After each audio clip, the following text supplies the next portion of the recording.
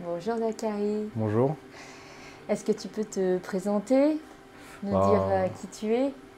Moi je m'appelle Zachary, j'ai 24 ans. Ça va bientôt faire 2 ans que je suis dialysé. Je suis en quotidienne ici à Saint-Germain-en-Laye où j'effectue mes dialyses le matin. Super. Qu'est-ce qui t'est arrivé pour arriver en dialyse? 2 ans en arrière, j'ai passé une année où vraiment je ne savais pas ce que j'avais. J'avais des symptômes comme des vomissements jusqu'à 7-8 fois par jour. J'étais énormément fatigué, des problèmes de concentration. J'avais un goût de métal dans la bouche.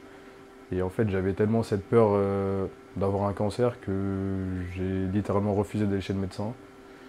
Et jusqu'à un soir où ça a été plus possible. Et heureusement, mon oncle est médecin. Et du coup, mon père l'a appelé. Et il m'a forcé à lui expliquer ce que j'avais. Il a dit, bah, le lendemain matin, tu fais une prise de sang. Et du coup, c'est ce que j'ai fait. J'ai fait la prise de sang. Mon oncle a eu les résultats. Il a dit, bah, urgence directe. Là, c'est les reins. Ça va pas du tout. J'avais, entre guillemets, une créatinine à 2000.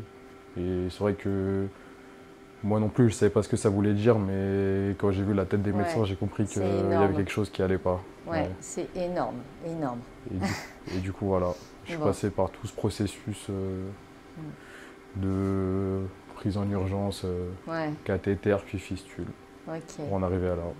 Ouais, le cathéter, ça a été complètement en urgence pour pouvoir te dialyser immédiatement. Et puis après, on t'a rapidement proposé de faire une fistule pour que ce soit plus durable. Alors oui. Après, c'est moi qui ai un peu, entre guillemets, forcé pour avoir la fistule le plus rapidement possible parce que personnellement, je ne suis pas fait pour les cathéters. Ouais. C'était impossible pour moi de pouvoir me laver correctement. J'avais, entre guillemets, j'avais vraiment peur que ça s'infecte parce que ça s'infecte, c'est quand même, ça peut devenir très dangereux. Du coup, c'était lavage aux gants, c'était vraiment pas possible. Avec le médecin, on a réussi à trouver rapidement un rendez-vous et ça s'est super bien passé à la fistule et j'ai rien à dire depuis. Vraiment au niveau des douches, je revis, c'est vraiment incroyable. Ça t'a rendu une liberté, quoi. Franchement, ouais. Et quand on a fait la fistule, t'avais bien compris déjà, on t'avait tout expliqué, comment ça fonctionnait? Alors, plus ou moins, entre guillemets, je savais qu'on me prenait une veine superficielle pour la relier à mon artère du bras, pour simplifier. C'est l'essentiel. Voilà. Et ouais, on m'a aussi beaucoup sensibilisé sur l'hygiène, surtout après, lorsque j'ai eu un buttonol, on m'a vraiment dit que l'hygiène était primordiale pour justement que le buttonol soit viable dans le temps.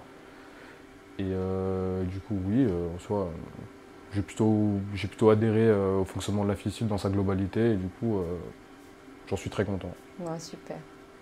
Et puis, tu es en autodialyse? Alors oui, je suis en autodialyse, plus ou moins, c'est un peu particulier parce que moi, mon centre propose de la dialyse quotidienne, mais pas forcément en centre lourd, à part le matin. Et étant donné que moi, selon mon emploi du temps, ça m'arrange de faire de la dialyse le matin, je me suis retrouvé en centre lourd.